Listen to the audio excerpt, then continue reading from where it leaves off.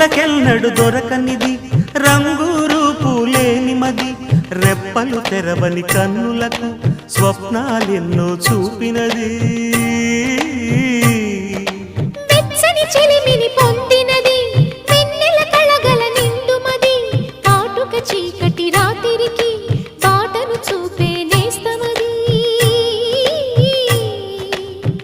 చేతికి ఆదని జాబిలిలా కాంతులు పంచే మణిదీపం కొమ్మల చాటున కోయిలలా కాలం నిలిపే అనురాగం అడగని వరములు కురిపించి